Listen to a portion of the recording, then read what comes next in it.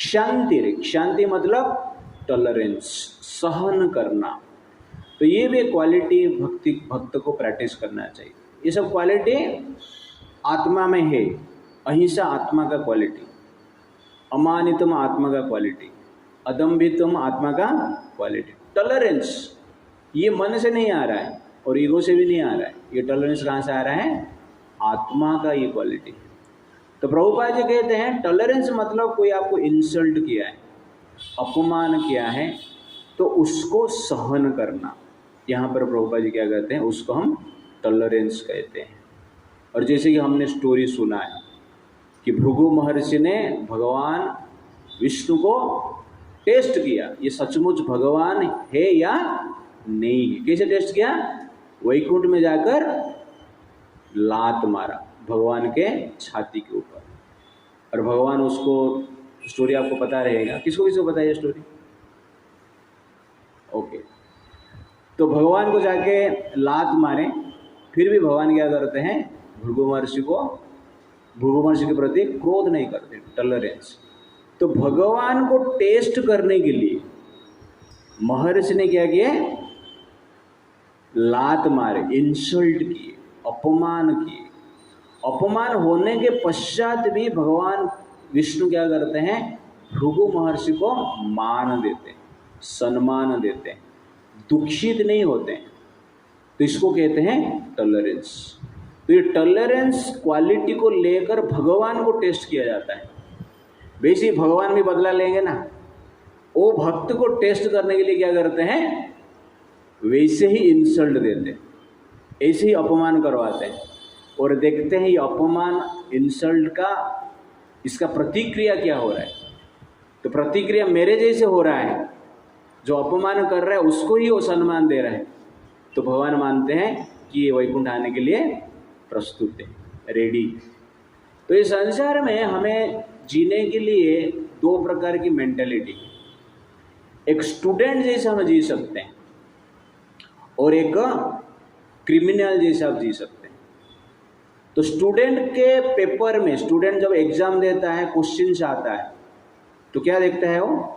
ये मेरे लिए टेस्ट देखता है कि नहीं? ये जनरली वो पेपर को इस प्रकार नहीं देखता है, एक कठिन कार्य करके नहीं देखता है, ये मेरे लिए टेस्ट देखता है। तो इसी प्रकार स्टूडेंट का मेंटालिटी से इस संसार में हमें जीना है। इस संसार में डिफरेंट वे से क्या आएगा? टेस्ट आएगा, अपमान आएगा। वो अपमान को सहन करना है हमें। तो स्टूडेंट के लिए पेपर में क्या आता है? टेस्ट आता है, क्वेश्चन आता है। लेकिन जीवन में अन्य व्यक्ति से क्वेश्चन आता है, अन्य व्यक्ति से अपमान मिलता है, और उस अपमान का उत्तर हम किस प्रकार देते हैं। तो टेस्ट के हिसाब से हम देखेंगे तो आंसर राइट आंसर देंगे, सहन करेंगे। लेकिन हम कहेंगे कि यार मुझे वो गाले, शत्रु के हिसाब से हम देख रहे हैं उस व्यक्ति को। तो शत्रु के हिसाब से हम देखेंगे तो हम किस प्रकार जिएंगे? एक क्रिमिनल बन जाएंगे। तो हम क्रिमिनल के हिसाब से जी सकते हैं और स्टूडेंट के हिसाब से जी सकते हैं। इसलिए जीवन में कभी भी कुछ कठिनाई हो रहा है, कुछ अपमान किया जा रहा है, तो उसको किस प्रकार हमें देखना है? टेस्ट के रूप में देखना, परीक्षा। भगवान मेरे परीक्षा कर रहे हैं, और परीक्षा में पास होते हैं तो भगवान हमें वैकुंठ में लेके जाएंगे, संतुष्ट होते, कृपा प्राप्त होगा। इसलिए भगवान के जितने बड़े बड़े डिवोटी हुए हैं तो भगवान उनको बड़े बड़े अपमान दिए। जैसे द्रौपदी का अपमान भरे सभा में किया गया, असेंबली में किया गया, सब राजा जो है उनके सामने ही किया गया है। लेकिन द्रौपदी ने भगवान को पुकारे, भगवान ने उनको बचाए। लेकिन एंड में सब कुछ वस्त्रहरण होने के पश्चात, वस्त्रहरण तो हुआ नहीं, भगवान बचा लेते हैं।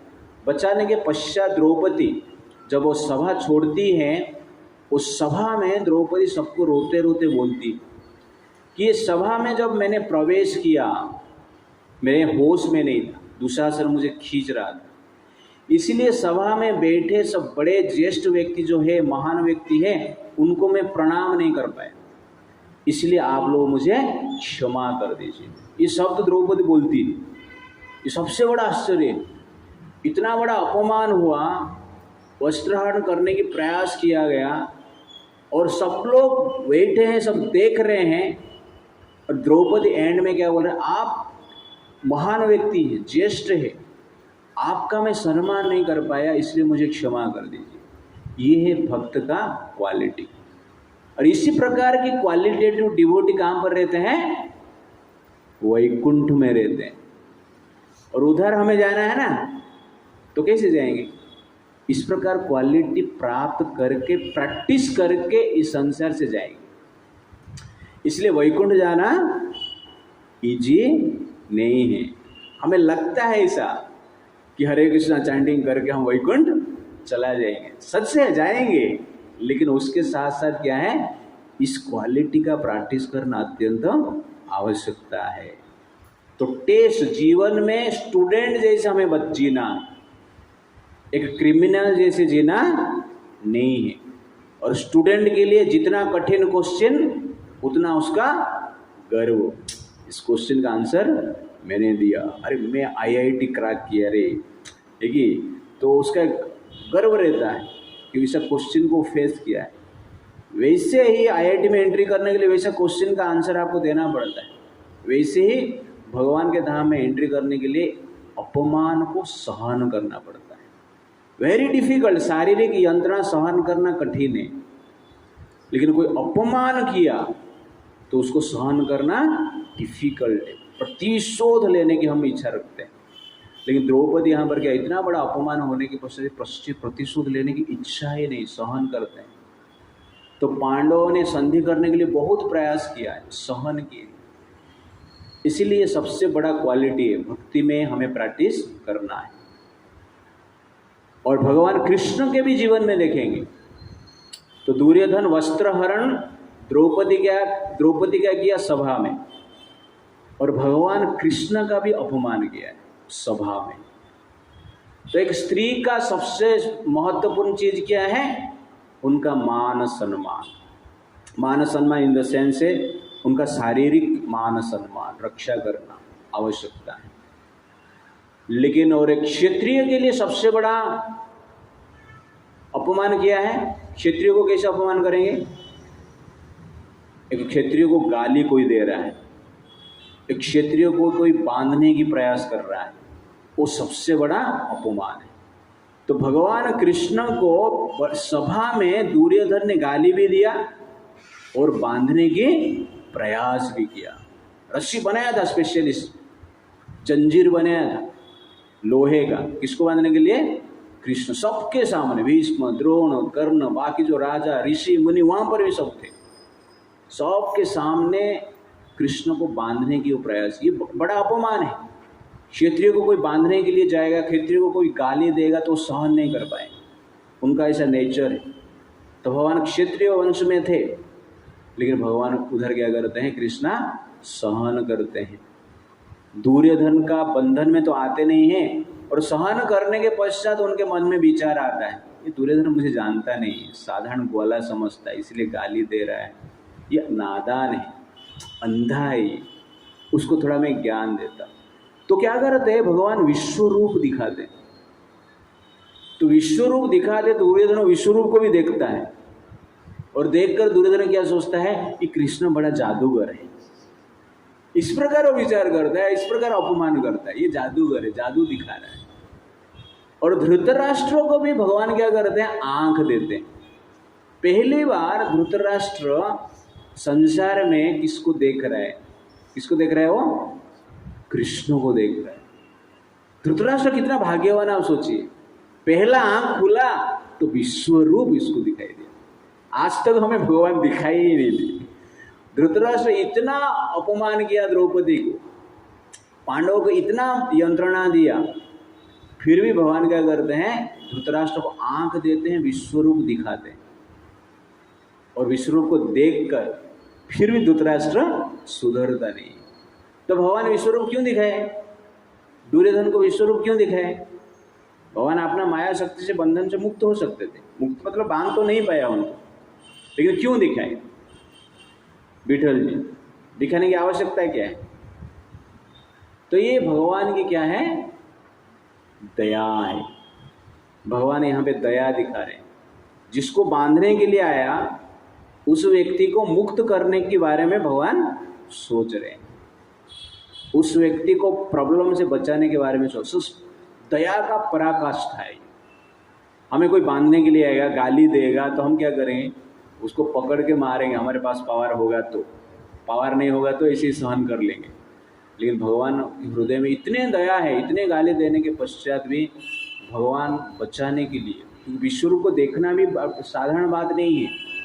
बड़े बड़े योगी तपस्या करते रहते हैं उस रूप को देखने के लिए, लेकिन दुर्योधन को, धृतराष्ट्र को भगवान उनका जो अपार दया है, उस दया के कारण प्रदर्शन कर, ये समझ जाएगा यार मुझे ग्वाला के रूप में देख रहा है इसलिए गाली दे रहा है। साधारण मुझे मनुष्य समझता है। मुझे जो विश्वरूप देखेगा मेरा, भगवान मेरा ऐश्वर्य को देखेगा, ये समझ जाएगा, बदल जाएगा। इसी प्रकार भाव से भगवान क्या करते हैं? उनको विश्वरूप दिखाते हैं। तो इसको कहते हैं सहन करना। एग्जैक्टली संसार में सबसे बड़ा टेस्ट है। और भक्ति में बहुत सारा भक्त भी गाली देंगे आपको। इस्कन में भी रहेंगे आप तो इस्कन में भी आपको अपमान किया जाएगा। इसी प्रकार की डिवोटी आपको मिलेंगे, अपमान करेंगे। तब ये दो चीज़ याद रखना है, द्रौपदी और कृष्णा। मैं जनरली याद करता हूँ, तो द्रौपदी को याद करना और कृष्णा को याद करना। तो आपको अपमान लगेगा ही नहीं। आपको चलेगा, ये क्या है, द्रौपदी का इतना बड़ा, द्रौपदी का रिएक्शन सुना आप और कृष्ण का रिएक्शन आप देखो, अपमान होने के बाद क्या करते हैं। तो इसीलिए प्रभुपाद जी कहते हैं कि टॉलरेंस मतलब अपमान को सहन करना, तो इसको टॉलरेंस कहते हैं। प्रभुपाद जी उसमें लिखते हैं कि प्रचार कार्य में जब बहुत सारे लोग मिलेंगे कि हमें अपमान करेंगे, लेकिन हमें सहन करते हुए आगे बढ़ना चाहिए। और ये संसार को हमें कैसे देखना है? इस संसार में हर व्यक्ति जो कि आपका अपमान करता है, उस अपमान करने वाला व्यक्ति को आपको तकलीफ देता है, दुख देता है, अकारण ही दुख देता है, तो आपको क्या मानना चाहिए? ये एक मेरे लिए वॉशरमैन है। वॉशरमैन क्या है? पहले धोबी रहते थे ना, आजकल धोबी है। गांव में धोबी जनरल कपड़ा साफ करते थे, तो धोबी आते तो कपड़ा हम दे देते, तो कपड़ा को धोबी लेता था, नदी में जाता था या पौंड में जाता था और वहाँ पे पत्थर में कपड़ा को लेके मारता था, सर्फ में भिगाता था, ओके ना, ऐसा हाथ में ऐसा करता था। तो उसी प्रकार कपड़ा में जो डर्टी थिंग्स है, कपड़ा में जो गंदगी है, उसको निकालने के लिए उसको पिटना पड़ता है, मारना पड़ता है, घिसना पड़ता है और धूप में सुखाना पड़ता है, तब जाके कपड़ा क्या होता है? साफ होता है। ऐसा गंदगी को ऐसा देखते रहेंगे और पानी में भिगा के एक साल रख देंगे तो क्या साफ हो जाएगा? नहीं, भिगा के रखना है, लेकिन घिसना पड़ेगा, पिटना पड़ेगा, निचोड़ना पड़ेगा, वह आज सुखाएंगे तब जाके वो साफ होता है। वैसे ही संसार में, हमारा जीवन में, हमारा मन में अनेक प्रकार की गंदगी, और उसको साफ करने के लिए क्या चाहिए? वॉशरमैन चाहिए। और वॉशरमैन कौन है? तो वॉशरमैन हमारा ही कोई रिलेटिव रहेगा। ये सब रिलेटिव की बात। शास्त्र में ज़्यादातर झगड़ा देखेंगे कहाँ पे होता है? अपने आप रिलेटिव में ही हुआ है, संबंध में ही सब हुआ है। तो कोई संबंध, मान लो कुछ अपमान आपका कर रहे हैं, तो हमें क्या सोचना चाहिए? ये मेरे लिए वॉशरमैन है, भगवान ने भेजा है, मेरा साफ सफाई के लिए भेजा है, मन का साफ सफाई करने के लिए भगवान ने भेजा है। भविष्य में मान लो हमारा बेदर्स का शादी होगा, शादी करने वाला है ना, ओके तो घर पे कोई आएगा, अपमान किया आपका, तो आपको क्या सोचना चाहिए? हाँ, ये वाइफ नहीं, ये वॉशरमैन है, वाइफ के रूप में, हस्बैंड के रूप में, बेटा बेटी के रूप में, रिलेटिव के रूप में वॉशरमैन है। तो आनंदित तो होना चाहिए, कपड़ा साफ करने के लिए कृष्णा ने भेजा है। तो इस प्रकार विचार करके हमें संसार में क्या है? रहना है। और भगवान भेजेंगे ही भेजेंगे। क्यों भेजेंगे? क्यों भेजेंगे? हाँ, उनको पता है ये लोग आलस है, आलसी है मेरा भक्त लोग, स्वयं तो साफ हो कर नहीं पाएंगे, इसलिए भगवान क्या करते हैं? वॉशरमैन को भेज देते हैं। वॉशिंग मशीन भी है, लेकिन वॉशिंग मशीन आपका ये कपड़ा साफ करेगा, लेकिन आपको साफ करने के लिए क्या चाहिए? वॉशरमैन चाहिए। तो संसार में बहुत सारे वॉशरमैन मिलेंगे और ऐसे लोगों को आपको स्वागत करना चाहिए। इसीलिए द्रौपदी और भगवान कृष्ण, इसे लोग कभी भी जनरली जब अपमानित होते हैं तो रिएक्शन नहीं करते, उनको पता है कि भगवान का ये प्लान है। तो इसी प्रकार भाव से हम जिएंगे तो टॉलरेंस अपने आप कर पाएंगे। तो कैसे जीना हमें? स्टूडेंट्स जैसे जीना है। सेकेंडली कैसे जीना है हमें? साफ सफाई होने के लिए जीना है, करने के लिए नहीं। ओके ना प्रभु जी, हमारा तो वाशरमैन हमारे लिए कोई है, मैं भी कभी कभी वाशरमैन बन जाता हूँ। ओके ना, तो इस प्रकार की भावना होना नहीं चाहिए। हमें वाशरमैन बनना है अपने लिए, लेकिन दूसरे के लिए नहीं बनना है। और बाकी जो वाशरमैन आएंगे तो कार्य करते रहेंगे, ठीक है ना। इट्स लाइक दैट, इसको कहते हैं टॉलरेंस।